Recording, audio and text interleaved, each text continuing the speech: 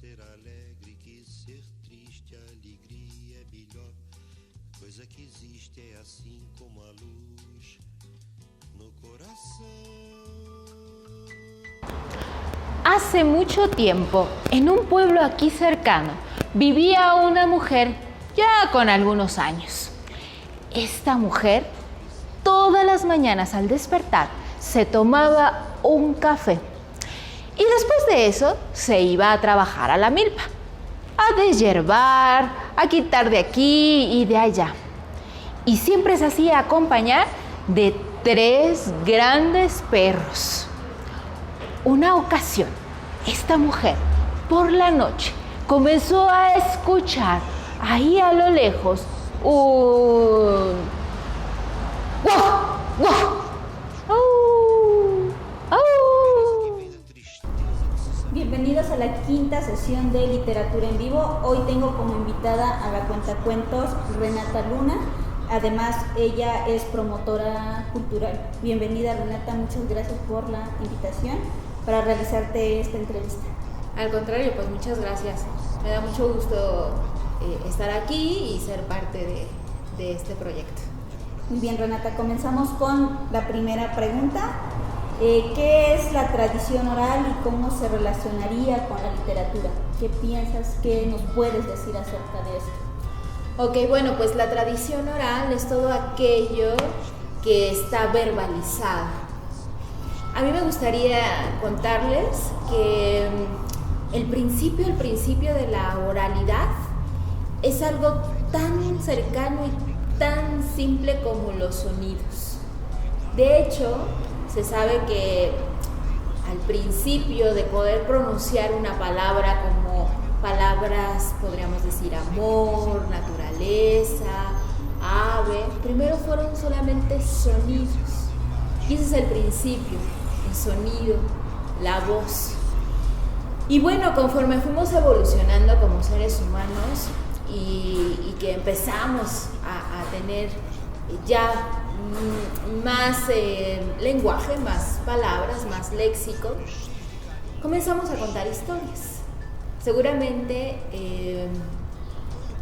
muchos a lo mejor han escuchado o han visto en series o en películas, quizá en algún cuento en su infancia, estas personas que se juntaban en el fuego, o seguramente ustedes en algún campamento lo han vivido, que están alrededor del fuego y se empiezan a contar historias o chistes o adivinanzas.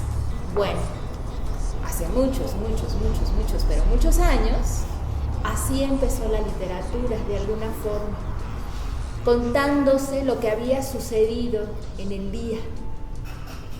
Piensen en estas primeras personas que habitaron el mundo, en donde pues los hombres tenían que ir a cazar y las mujeres y los niños se quedaban a recolectar. En la noche, cuando llegaban, los cazadores comenzaban a contar cómo les había ido en la cacería, ¿no? Entonces, bueno, en ese momento eran con sonidos y con señas y mostraban, pero poco a poco fue evolucionando y llegaron ahí las palabras e iban contando las aventuras que habían pasado para cazar aquel mamut o aquel otro animal, y las mujeres también iban a contar lo que había sucedido pues en el día, ¿no? Es ahí donde se hace esta conexión, esta primera conexión de la oralidad y la literatura. ¿Por qué es importante la tradición oral? Ahorita lo estás mencionando, ¿no? Realmente siempre estamos contando algo que ya haya evolucionado y se haya traspasado, transmitido a través de palabras, pues es como una evolución de. Entonces, ¿cuál es la importancia de eso? Ok, yo se los voy a contar desde 2 formas, ¿no? Claro. La primera, que me parece la más cercana, la más íntima, es la primera narración que hacemos es para nosotros mismos. Nosotros todo el tiempo nos estamos narrando, todo el tiempo te estás narrando, desde que despiertas. Despiertas y ya te estás narrando, me voy a bañar, o me voy a lavar los dientes, o voy a desayunar, no hice la tarea, entonces tengo que a lo mejor apurarme a hacer algo, o no metí tal libro. Empezamos a contarnos una historia, ya estamos narrando, esa es nuestra primera narración, la más cercana. Y luego tenemos otro ámbito de la narración. ¿Y por qué es importante la narración para todos? Porque es una forma de recordar, es una forma de mantener la memoria y es una forma de mantener nuestra identidad, de mantenerla o de crearla, de que permanezca nuestra identidad. Porque es a partir de la oralidad donde pues, nos cuentan leyendas, nos cuentan las historias de nuestra comunidad y otras bien interesantes que nos cuentan las historias de nuestra familia, nos cuentan cómo fue el abuelo, cómo fue el tío o la tía que se fue a vivir al otro lado, o nos cuentan algo tan cercano del vecino o la vecina, y esa es oralidad. Por eso es tan importante, y todo el tiempo, si ustedes son curiosos, si todos somos curiosos y observadores y muy buenos escuchas, nos daremos cuenta que estamos rodeados de oralidad. Esta frase tan conocida del había una vez, hace mucho tiempo, o en un lugar lejano sucedió. Esas pequeñas frases que ya están en la literatura nos meten inmediatamente a un ámbito, a un ambiente que nos van a contar un cuento, que nos van a contar una historia, y como que todo el cuerpo, los sentidos, toda nuestra disposición se pone ahí para escuchar una historia, ¿no? Pues porque somos seres narrativos, porque necesitamos de que nos narren, ¿no? Ahorita estamos hablando de la oralidad, ¿no? Es nuestro tema, pero bueno, tenemos las dos opciones, la oralidad y la escrita. Sí, exactamente. ¿Nos puedes mencionar las formas discursivas que puede adoptar la oralidad? Ajá. Bueno, pues están las leyendas, ¿no? Las leyendas, que quizás sea una de las que más conocemos. Leyendas hay en todo el mundo. Hay inclusive algunas leyendas de otras culturas que puede ser que nos sean muy parecidas, muy similares a nuestras leyendas en México, ¿no? Por ejemplo, el de La Llorona. Siempre hay una leyenda de una mujer que está cercana al agua, que tiene que ver con un suceso pues no bonito, ¿no? Pues otra forma discursiva tiene que ver con los mitos, ¿no? Los mitos, que lo van a encontrar como un género, los mitos. También se encuentran diálogos, ¿no? Te interrumpo. Ahí, por ejemplo, en ocasiones me ha pasado que, por ejemplo, los chicos les cuesta mucho definir qué es una leyenda y qué es un mito. ¿Cuál es la diferencia? ¿Me puedes hablar como que de esa parte? Ajá. Bueno, fíjate que en los mitos siempre nos vamos a encontrar a un dios, una diosa, un personaje épico.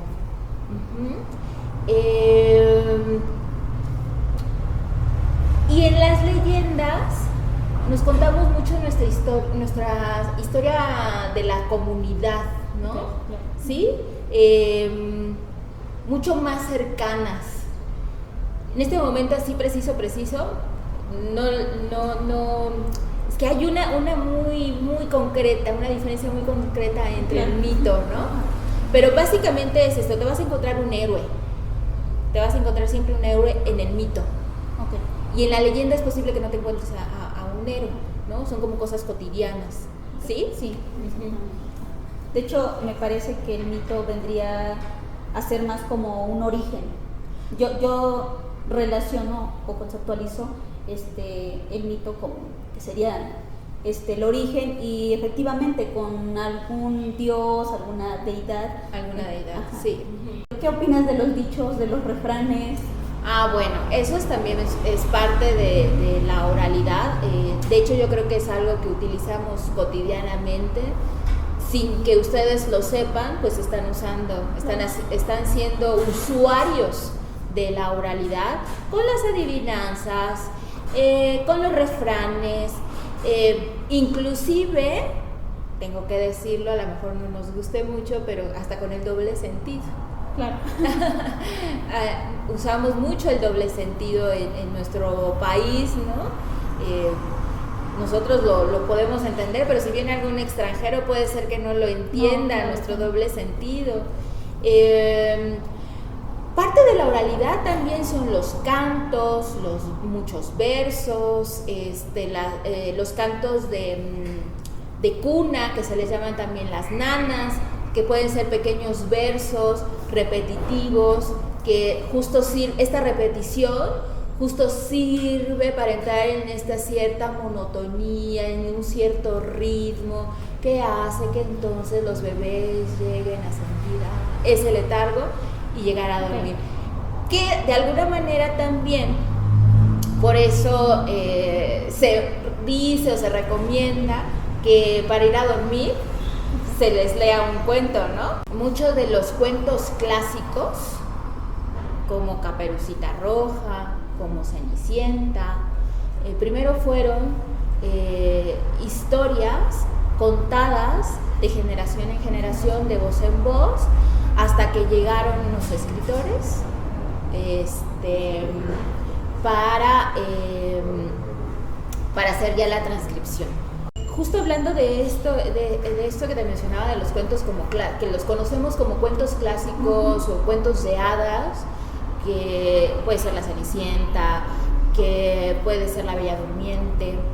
En ese momento, estos cuentos eran usados para que quien los escuchara estuvieran prevenidos, para que estuvieran prevenidos de lo que estaba sucediendo en la comunidad, ¿no? O sea, ten cuidado con ese lobo feroz que puede andar por ahí. ¿Y quién era ese lobo feroz? Ese posible lobo feroz podría haber sido un señor que andaba por ahí rondando a las chicas. Así que un primer aspecto en esta oralidad pues era de enseñanza, de que se escuchara qué estaba sucediendo en las comunidades. Y yo creo que todavía la oralidad, muchas de las leyendas, de las historias que se cuentan, siguen teniendo ese aspecto, sobre todo para recordar o tener presente en nuestra memoria cómo es que este pueblo se creó, por ejemplo. ¿Cómo es que esa laguna está ahí? Hay muchas leyendas que hablan de cómo se crearon las cosas en la naturaleza. ¿Cómo es que ese cerro está ahí, no? Bueno, aquí en Tlaxcala pues tenemos súper presente las leyendas de los volcanes. Una característica de la oralidad y en el origen era contar qué es lo que había a nuestro alrededor, ¿no? ¿Por qué las estrellas? ¿Por qué la noche? ¿Por qué el día? Y es así como se iban formando las leyendas, ¿no? ¿Por qué los eclipses, por ejemplo? Sí. Un montón de leyendas sobre eclipses, sobre lagunas, sobre personajes que a lo mejor habían en lagos. Ya entramos ya un poquito más a la ficción, ¿no? Sí. Porque, bueno, una de las bases de la leyenda es que sí tiene un poco de cierto de lo que pasó en las comunidades, ¿no? Digamos que tiene un poquito de historia. Pero como se ha ido contando de generación en generación, pues ha cambiado muchísimo. Ya no sabemos si en el camino, pues ya le aderezaron, ¿no? O sea, le metieron de su propia cosecha. Entonces, bueno, pues ya no estamos tan seguros. Pues todas las culturas tienen estas leyendas o estos mitos de su origen, ¿no? Ok, ahora sí, estando ahí en esa parte donde dices que la historia de un pueblo, ¿cómo maneja esto lo de oralidad y hace que haya un lazo estrecho entre como que nos identifique? ¿Cómo participa ahí la oralidad? Hace rato lo mencionaba, si nos lo puedes hacer un poquito más extenso, te te lo agradecería. Bueno, sí, bueno, ya les comentaba yo lo de la Adelita, ¿no? Claro. Pues ahí también muchos corridos, ¿no? También empezaron como oralidad. Las canciones que ahora conocemos como corridos y que se siguen haciendo hoy en día, bueno, habrá que decirles a quienes nos están viendo que las canciones vienen del origen de la oralidad, ¿no? Claro. Con respecto a la historia, la oralidad está ahí presente justo contando qué está sucediendo en las diferentes comunidades, ¿no? Pensemos que pues antes no teníamos el recurso de los periódicos, antes no teníamos el recurso menos de las redes sociales, el internet, no existía para nada esto. Así que una forma de ir contando la historia para que todos se enteraran qué estaba sucediendo, pues con las guerras o con los cambios políticos sobre todo, o con cuestiones religiosas también, se usaba la oralidad y uno de sus usos eran con los corridos, con las canciones, con los versos. Vamos entonces aquí a hablar de un personaje muy recurrente en la oralidad, que es el trovador.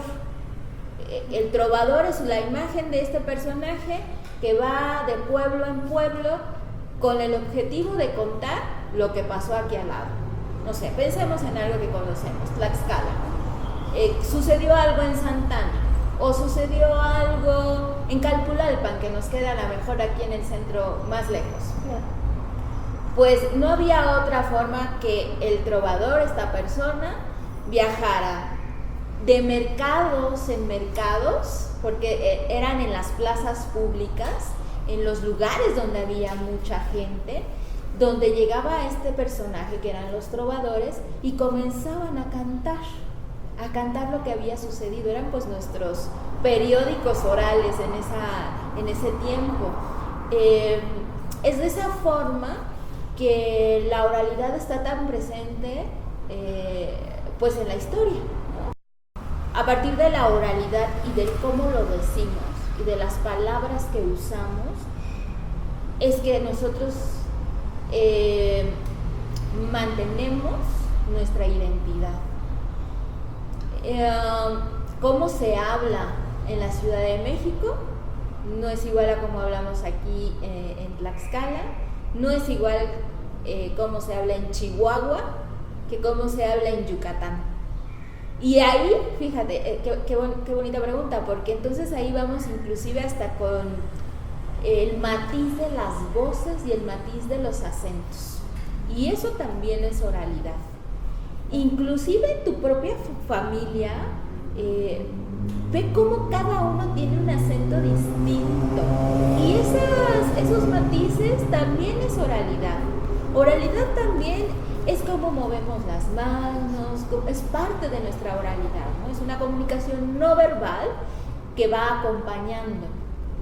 Es cómo acomodamos las palabras en nuestra oralidad, pues también es parte de, ¿no? Y eso crea identidad. No es lo mismo cómo se mueven en Mérida, cómo te lo dicen en Mérida, a cómo lo decimos aquí en Tlaxcala. Eso es identidad. También es identidad que nosotros nos sepamos por lo menos, una leyenda por lo menos de la Malinche. Esa es parte de nuestra identidad. Como si en Michoacán no se supieran por lo menos, leyenda del lago de Pátzcuaro, de las islas. Eso es parte de nuestra oralidad y es lo que va creando y va dando permanencia a nuestra identidad. El patrimonio inmaterial, bueno, inmaterial es todo aquello que no se toca, ¿no? Que no. Okay.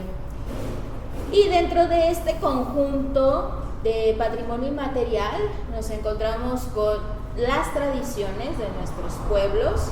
Y las tradiciones de nuestros pueblos, ¿cómo las vemos? ¿Cómo están ahí presentes? Pues desde un pan, desde una danza, Desde un objeto que se utilice para crear, por ejemplo, las alfombras en Huamantla, los rituales. Es un cúmulo de herramientas, de habilidades, de recursos que tenemos para justo mantener nuestra identidad. Yo escuchaba de un maestro que bueno, que este tema es erudito en este tema, y yo les quiero contar un poquito él cómo nos lo explicó para que nos quede más claro a todos. ¿Qué de Oaxaca nos daría? Cuando hablamos de Oaxaca, ¿en qué pensamos? En la Guelaguetza, por ejemplo, ¿no? ¿En qué otra cosa pensamos? Yo diría el mole, por ejemplo, ¿no? El chocolate. Uno dice Oaxaca, chocolate, mole, la Guelaguetza. Pero hay otro alimento también que es súper rico y que además es la tlayuda. La tlayuda. Bueno, la tlayuda está hecha de maíz, nos decía este maestro.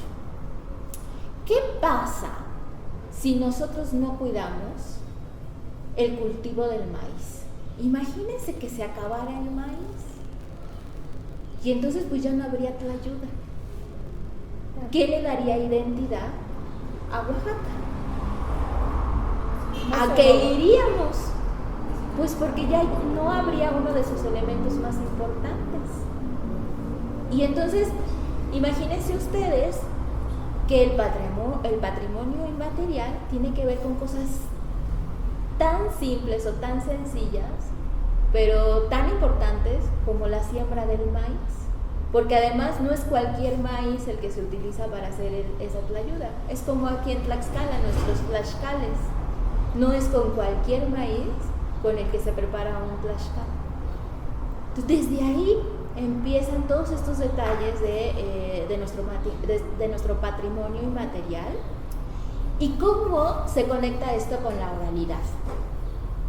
Si yo te cuento cómo es la receta de un tlaxcale, pues yo estoy ya empezando a utilizar este recurso de la memoria, este recurso de la oralidad, porque a lo mejor yo no la tengo escrita, sino yo te la voy a ir pasando. La estás transmitiendo. La estoy transmitiendo de generación en generación. Siguiendo, ¿nos puedes hablar sobre la tradición oral en nuestro contexto aquí en México, en Tlaxcala? Que sería un poquito de lo que estás mencionando, pero un poquito más amplio. Bueno, la tradición oral en el país es muy amplia, ¿no? Aquí cabe mencionar además que mucha tradición oral está en las lenguas maternas, ¿no? Tenemos varias lenguas maternas, tenemos un gran problema ya que están desapareciendo, pero justo es a partir de esta lengua materna que hay mucha oralidad, porque no está justo escrito, no hay esa, pues algunas de ellas no ha habido quien haga el ejercicio de encontrar cómo escribirlas, ¿no? Todo nuestro país está lleno de leyendas, de esto que te contaba, ¿no? El lago de Pátzcuaro, aquí a Pitlapilco, ¿no? Las leyendas que se cuentan de los volcanes, y eso nos da justo mucho sentido, ¿no? Y es una forma de irnos contando nosotros. Una cosa también bien interesante es que muchas de estas leyendas o estas formas de contarnos, nosotros vamos tomando palabras de estas otras lenguas, ¿no? Es decir, del náhuatl, que en nuestro caso es la lengua materna más cercana aquí en Tlaxcala, el náhuatl, después el chamú, el otomí, que bueno, no lo tenemos como tan cercano, pero bueno, el náhuatl, en los cantos también, en los rituales, siguen permaneciendo ahí. Y yo creo que eso nos construye, a México nos da una gran identidad, a nuestra historia, no de esta historia que vemos en los libros, sino también en la historia familiar, en cómo nos contamos nosotros, en cómo nos vemos nosotros los mexicanos, ¿no? ¿Por qué Renata decide ser cuentacuentos? Ay, qué bonita pregunta. Bueno, yo tengo 20 años dedicándome a la promoción de lectura, haciendo capacitación, talleres para profes, para bibliotecarios, y uno de los recursos para acercar a los otros a disfrutar de la literatura, pues es el narrar, el contar cuentos. Hace 8 años que me dedico ya más profesionalmente a contar cuentos, y una de las cosas que me hace seguir en esto es ver la reacción de creo que es una de las formas más sencillas de acercar al otro, a disfrutar no solo de la literatura, sino de la palabra, así como unidad, ¿no? Porque a veces no tenemos libros, a veces no hay libros en casa, por diferentes situaciones, ¿no? Desde una cuestión económica hasta porque no hay esa costumbre en casa. Y contar cuentos, pues es algo bien cercano. O sea, yo les puedo contar ahorita un cuento y además hace un vínculo afectivo, que también eso es bien importante.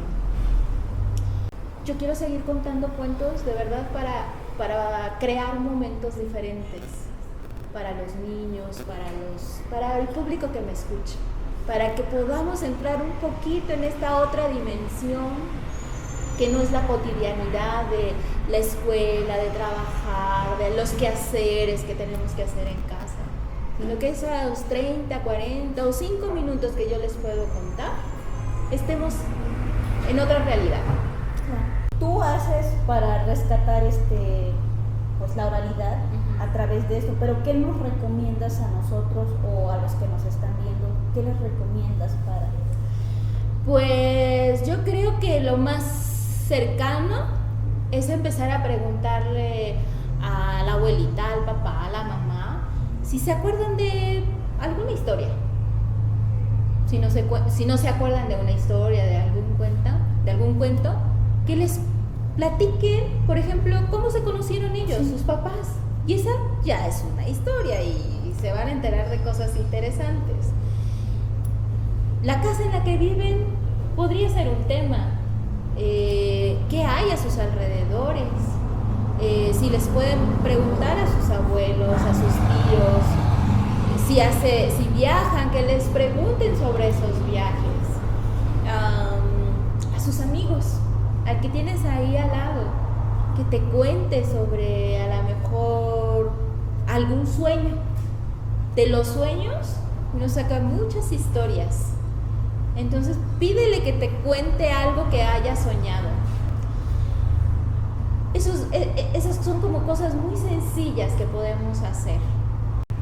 Pero bueno, a lo que me refiero es que no es necesario irse tan lejos, que lo tienes bien cerquita ahí con papá, con mamá, con los abuelos y con los amigos. ¿Qué sucede, Renata, cuando nos están contando una leyenda o un mito? ¿Qué es lo que sucede al momento de realizar la transcripción? ¿Se pasa tal cual? ¿Qué sucede en esa parte? No se puede pasar tal cual.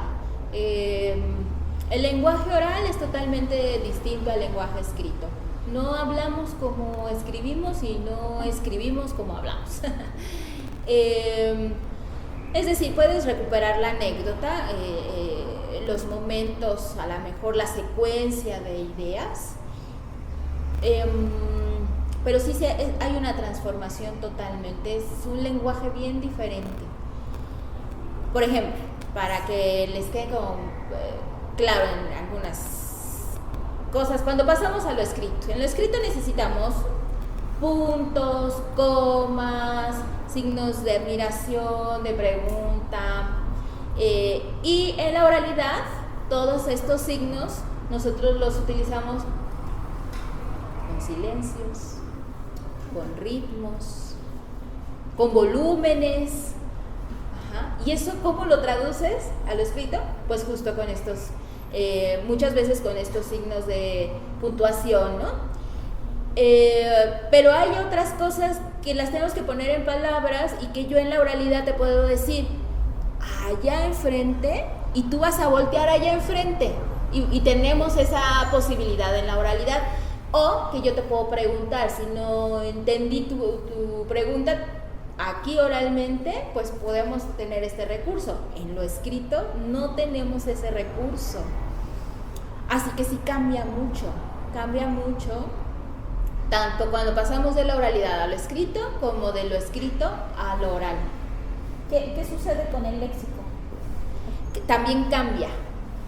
Hay palabras que usamos mucho más en la cotidianidad que en la escritura.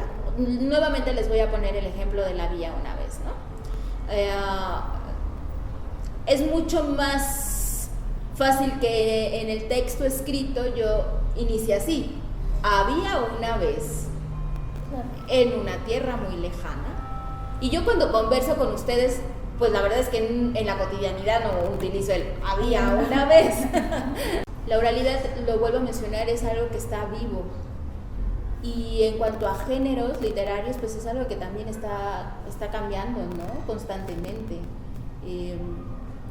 Se les dicen subgéneros, ¿no? Claro. En la literatura, por ejemplo, la minificción, ¿no?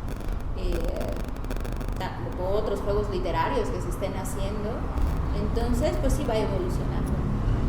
Hay un autor que disfruto mucho, que es Alberto Ruiz Sánchez. Es un autor mexicano que escribe, él le llama que es una narrativa poética, con temas muy femeninos, con temas muy eróticos, pero también dentro de esto justo retoma mucho la importancia de que se cuenten historias. Hay una autora que me encanta, que es Gioconda Belli. Es una autora nicaragüense. Ella escribe novela y poesía, y para mí es una representante de la posibilidad de hablar de temas muy agudos como pueden ser la guerra, porque ella vivió en medio de una guerra, y no por ello perder el asombro del amor, de la naturaleza, de su feminidad. Y yo le admiro mucho eso a Gioconda Belli, que nos pueda enfrentar con temas políticos, sociales, y además nos pueda enfrentar con temas tan sutiles como puede ser la calidad humana. ¿Qué ha aportado la tradición oral y la literatura a tu vida? ¿Por qué lees?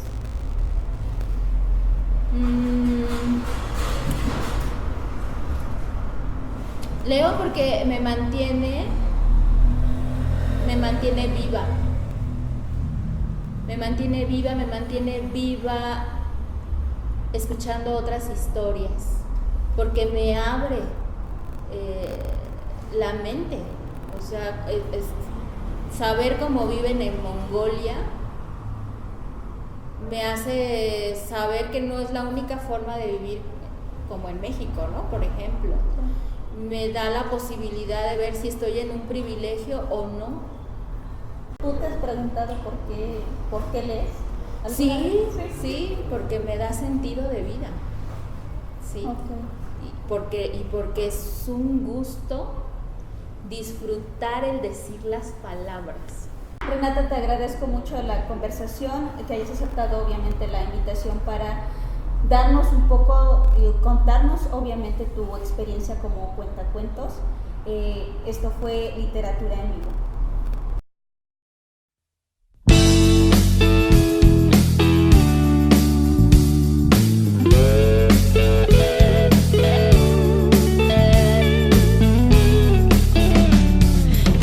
Salir adelante, hacerme la vida que quiero y olvidarme de los cuentos en los que un poder enfermo dijo que no puedo. Te prometo no dejar que me gobierne la culpa, ni pa' cuidar a otras, ni pa' maltratarme. Escucharme siempre que mi cuerpo me hable. Te prometo hacerme responsable de mi presente, pase lo que pase, y vivir la vida entera y colorida, no solo por partes. No olvidarme a mí en las otras, ni por sus heridas, ni por las mías.